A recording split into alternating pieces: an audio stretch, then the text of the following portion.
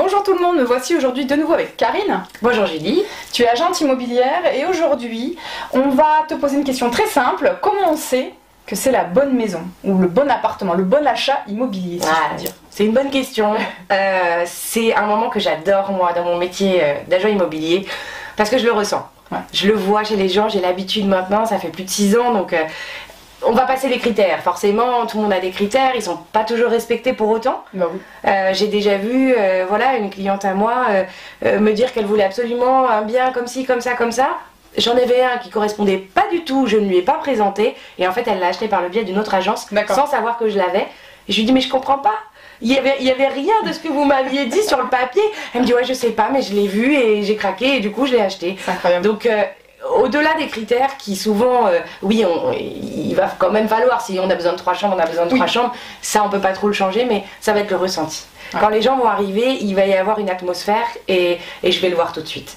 S'ils restent, tu vois, ils vont poser des questions, ils vont rester, ils vont essayer de ressentir l'énergie en fait, même si c'est inconscient, ils vont peut-être même pas s'en rendre compte, mais je vais voir, je vais attendre et quand je sais que ça passe un certain délai, j'ai dit ça y est, ils sont piqués et je sais que c'est ce bien-là. Donc avant tout, c'est un ressenti. Après, justement, au-delà de ce ressenti, il faut quand même aller regarder tous les petits détails techniques, toutes les choses qui vont vous permettre de faire le bon choix. C'est important parce que des fois, en fait, le coup de cœur y est, mais s'il y a énormément de travaux, qu'on n'a pas les ressources financières, c'est une maison à perte. Donc, il faut évaluer son coup de cœur avec les possibilités. Exactement, parce que derrière, ça peut être voilà, une grosse déception et c'est surtout pas ce que je veux, que les gens puissent regretter plus tard parce qu'ils n'ont pas regardé. Donc, les diagnostics toujours à vérifier, aller essayer de regarder un petit peu l'électricité, essayer d'aller regarder un peu la plomberie ça va bien, essayer de regarder les fissures, si elles sont profondes, si elles sont importantes, demander si elles ont bougé ou si elles sont là depuis plus de 30 ans.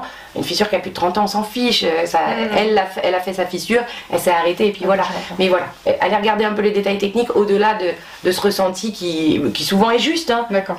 Quand on a ce truc-là et qu'on se dit c'est celle-là, c'est parce qu'au fond de soi on le sait. Mais voilà, aller quand même sécuriser l'achat, c'est important. Parfait, très bien. Merci Karine pour toutes ces informations. Merci Julie. Merci à vous de nous avoir écoutés, on vous dit à bientôt. À bientôt.